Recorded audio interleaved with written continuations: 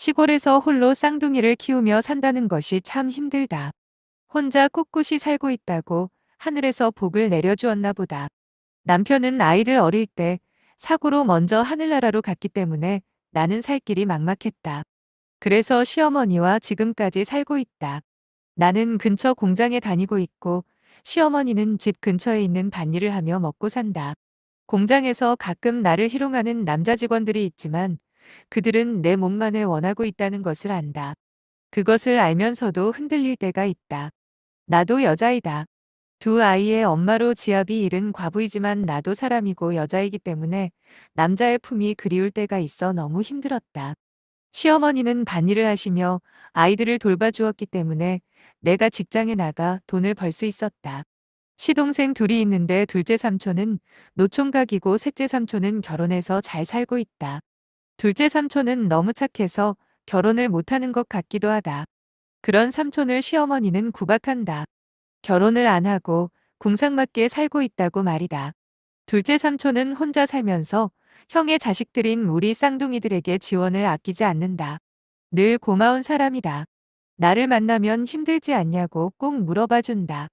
가끔은 둘째 삼촌의 질문에 눈물을 쏟으며 힘들다고 울부짖고 싶은 충동이 인다. 하지만 주변 눈도 있고 해서 애써 눈물을 삼키고 만다. 둘째 삼촌이 마흔이 되기 전까지는 내가 친구나 후배를 소개해주기도 했다. 하지만 둘째 삼촌은 여자를 다룰 줄 모르는 것 같다.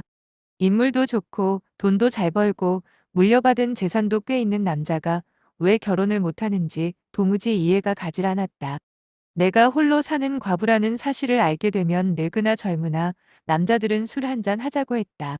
술을 먹고 그 다음은 뻔한 얘기였다. 가끔은 잘생기고 자상한 남자가 이런 제안을 하는 경우에는 거절하고 집에 와서 눈물을 삼켰다. 아무리 외로워도 나는 아이들이 다 크고 나서 남자를 만날 생각이었다. 그래서 그렇게 눈물을 삼키며 남자들의 유혹을 이겨냈다. 둘째 시동생은 주말마다 찾아와서 아이들과 놀아주었다. 시어머니 밭일을 돕기도 하는 효자이다. 식사를 차려주면 시동생은 항상 맛있게 두 그릇을 뚝딱 해치웠다. 그리고 형수인 내가 음식 솜씨가 최고라며 칭찬을 해주었다. 여자들은 알 것이라 생각한다. 내가 만든 음식 잘 먹어주는 사람에게 오히려 고마운 마음이 든다는 거. 이렇게 여자를 기분 좋게 만드는 재주를 지닌 둘째 시동생이 도대체 왜 노총각을 살고 있는지 나는 이해할 수가 없었다. 나에게 잔소리만 하는 시어머니, 그에 비하면 시동생은 경제적으로 도움을 주기도 하고 아이들을 예뻐해준다. 주말이면 시어머니는 나에게 밭에 가서 함께 일하자고 하신다. 주말에는 쉬고 싶었지만 시어머니의 불호령이 무서워 어쩔 수 없이 밭으로 나가 일을 했다. 그때였다. 시어머니가 외가에 일이 있다고 집을 비운 주말, 하늘이 나에게 외로움을 참지 않고 살아도 되게끔 복을 내려주었다. 시어머니는 외가에 가면서 나에게 상추를 솎아놓고 고추밭에 물을 주라는 등등의 일을 시켜놓고 가셨다. 무더운 여름 땡볕에서 일하는 것이 너무도 싫었지만 어쩔 수 없이 밭에 나갔다. 시어머니가 시킨 일을 해놓지 않으면 또 불호령이 떨어질 것이 뻔했기 때문이었다. 한참 밭에서 일을 하고 있는데 반가운 목소리가 들렸다. 형수님, 시동생이 나를 부르는 소리에 나는 구세주를 만난 듯 설레이고 있었다. 도련님 이번 주엔 바쁘다면서요? 나는 의아스러워 이렇게 물었는데 시동생은 형수님이 혼자 일하시는데 제가 와야죠. 하며 미소를 짓는 시동생의 얼굴이 참 잘나 보였다. 덩치도 크고 얼굴도 넓고 잘난 듬직한 시동생이다. 땀에 절어 일하던 중 쉬기 위해 창고에 들어갔다. 선풍기를 켜고 소파에 앉아 쉬고 있는데 시동생이 너무 더워서 등목을 하겠다고 했다. 나는 바가지로 물을 퍼서 시동생의 넓은 등에 물을 뿌려주었다. 시동생의 등에 비누칠을 해주다 보니 잊고 있던 본능이 꿈틀거림을 느꼈다. 본능의 꿈틀거림은 이내 소변 마려움으로 바뀌었다. 소변을 참으며 나는 시동생의 등을 계속 어루만지고 있었다. 시동생의 등판은 너무도 넓었다. 시동생의 등에 있는 물기를 수건으로 닦아주고 시동생은 들어갔다. 급했던 소변을 보기 위해 앉았다. 쏴 하는 소리가 들리며 시원함을 느끼고 있는데 시동생이 다시 나왔다. 짧은 순간 나는 어찌해야 할지 별별 생각을 다 했다. 어떤 조치도 취할 수가 없는 나는 시동생을 보며 웃을 수밖에 없었다. 낯이 뜨거워짐을 느꼈는데 아마도 내 얼굴은 홍당무처럼 빨갰을 것이다. 소변은 왜 그리 끝도 없이 나오는지 시동생은 나를 계속 쳐다보고 있었고 나는 소변 줄기가 얼른 끊기기를 기다렸다. 하지만 끝이 없었다. 한참 서로를 바라보고 있는데 시동생은 나에게 다가왔다. 소변 줄기가 약해질 기미가 보이지 않아 시동생에게 창피해서 억지 웃음을 짓고 있는데 엎친 데 덮친 격으로 방귀가 나왔다.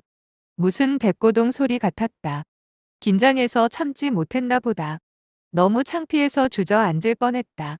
시동생은 내 가까이 오다가 백고동 소리와 같은 내 방귀 소리에 흠칫 놀라는 듯하더니 이내 나를 보며 잔잔한 미소를 지었다.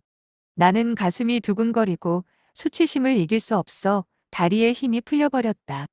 일어날 수가 없을 것 같아 시동생에게 삼촌 저 좀 일으켜줘요. 하며 손을 뻗었다. 시동생은 내 손을 잡고 일으켜 주었다. 정신이 없는 상황에서 나는 옷을 축혀 올리는 것도 잊고 있었다. 그저 멍하니 서 있을 뿐이었다.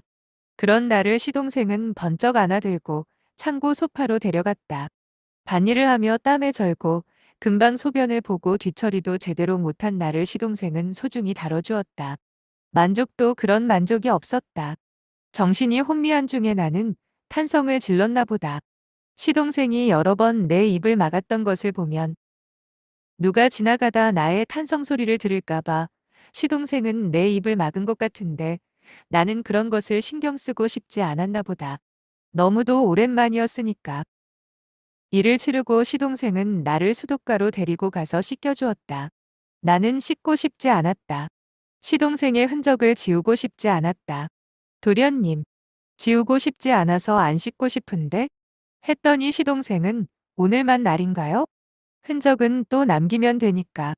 이 말이 너무 좋았다. 시동생이 나를 씻겨주고 다시 소파로 데려가 뉘어주니 나는 곧바로 잠이 들었다. 자고 일어나니 너무도 개운했다. 무더운 한여름의 더위도 느끼지 못했다. 늘 무거웠던 어깨 쪽지가 새털처럼 가벼웠다. 머리가 맑아졌고 내가 숨을 쉬고 있는 것이 느껴졌다. 속으로는 좀 떨렸지만 나는 시동생을 무슨 일 있었냐는 듯 대했다. 도련님 저녁에 뭐 해줄까요? 시동생의 대답은 형수님이요. 이 말에 나는 또 소변이 마려웠다. 그 후로 나는 시동생과 틈만 나면 일을 치렀다. 집, 창고, 밭 등 장소를 가리지 않았고 밤낮을 구분하지도 않았다. 주말에 시동생이 오는 것을 기다리기 힘들 때면 나는 반찬을 싸가지고 시동생 집으로 향했다. 반찬을 가져간 것은 핑계였을 뿐 나는 시동생 집에 가서 하늘에 둥둥 떠 있었다. 우리는 점점 대범해져 갔다. 밭일을 하다가 주변을 살피고 옷을 내린 후 보리를 보는데 시동생은 내가 보리를 보는 모습을 뚫어져라 쳐다보았다. 시어머니가 먼 발치서 밭일을 하고 있었지만 우리는 그처럼 대범했다. 아니 시어머니가 우리의 모습을 봐도 상관없을 정도로 우리는 급했는지도 모른다. 나는 이상한 여자인가 보다. 시어머니가 가까이 있을수록 심장이 방망이질 치며 더 신이 났다. 시동생과 나는 약속을 했다. 우리 늙어서 함께 살기로. 요즘 걸음걸이가 가벼워졌다. 공장에서 동료들이 묻는다. 요즘 무슨 좋은 일 있냐고. 얼굴이 피었다고 하는데 나는 쑥스러워서 못 들은 채를 할 뿐이다.